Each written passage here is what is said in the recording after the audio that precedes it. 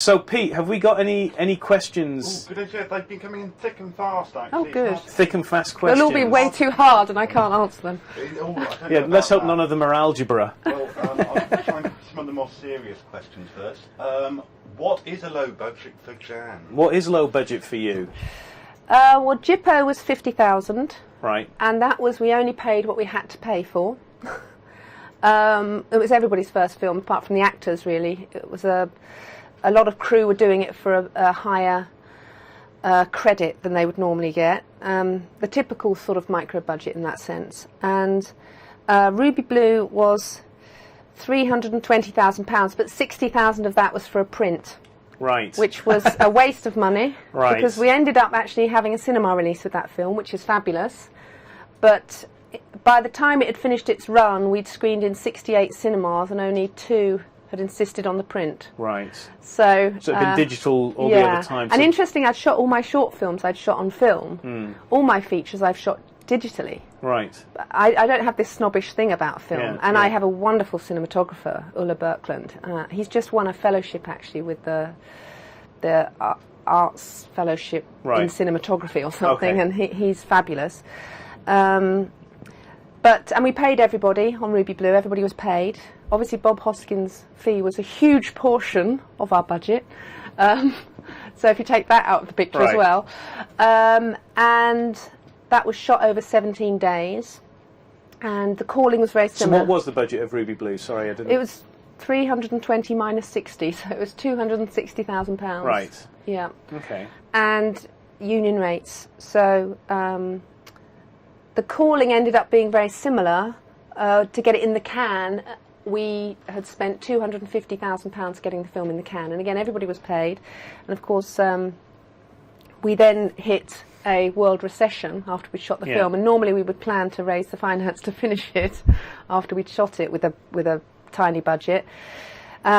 Screen South came to our rescue, and we had won a prize with Ruby Blue at the London Independent Film Festival the year before, and the prize was post-production of our next feature film from Prime Focus London. So they came in and helped us. Right, fantastic. We managed to finish the film, and we did our own sound design. We have our own sound design studio that was done.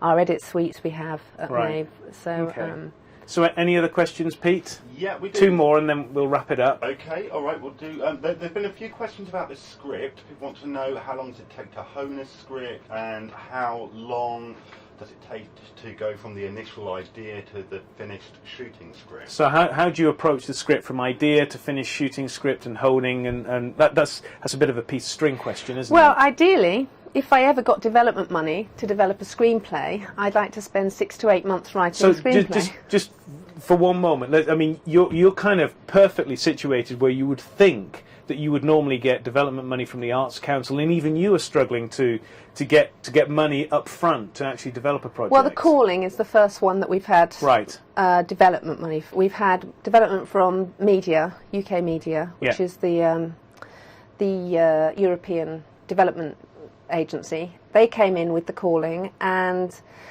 Screen South, and at that point the Kent Film Office had just started, and the Kent Film Office had set up just at the point when we began to shoot, so they could come in with production finance, and that kind of helped us with the prep as well. But it was actually written very quickly, the screenplay, in the end. I was planning on spending several months writing it, but by the time you hear about the development money coming in, you sort of half-started it, and then you get a window for an actor, and I ended up I added all the days up that I'd spent writing The Calling. It ended up being about 3 weeks in the end. Right. Which isn't ideal. I wouldn't choose to write like that, and I'm hopefully not doing that anymore, because I'm being developed now by Kent Film Office for my next film, and we're just waiting to hear if we've got some media money again, but it's a much more traditional process I'm going through this time, and I'm adapting a novel I've got a film option right for. Right. So. Okay. So, Pete, final question. Yeah, well, there's been a few questions about casting. Do you use a casting director? And can you elaborate on your casting process? How do you choose your people? And how do you get your cast? Well, the casting process is different every time, but I always use a casting director. Yes, I use Tanya Polenta-Ruti, who's brilliant. and I couldn't do it without her. Right. And is she based in London? Yep. So I mean, and that's a portion of the budget that goes as sure, well. no, but it's really important. It's a really important point to make, because a lot of people say, well, I live in somewhere else, and that means I can't get that cast because I'm not based there. But you can hire those people with that experience, that talent, and that ability to open doors. Most casting directors will go all over the UK, and sometimes, you know, beyond there, provided you pay them to do that. And they're a very important part of your budget. You shouldn't, you know, that should go to that, because these are how you're going to get connections with the right agents, with the right actors. I usually try and initiate a meeting with the actors if I can myself, but that's quite difficult. The only reason I've been able to do it is because I used to be an actor, so I usually know somebody or I can meet them. Right. But it's not really ideal. The agents don't like you doing that, and I understand why they don't like you doing that. And I think now that I have a reputation and a history of some work now, I would probably always go directly to agents first now. Well, I'd work directly with a casting director in the early stages now as well. Right. Okay. Even at the development stage, I think having conversations with the casting directors and working out who you want to work with is very useful. Okay.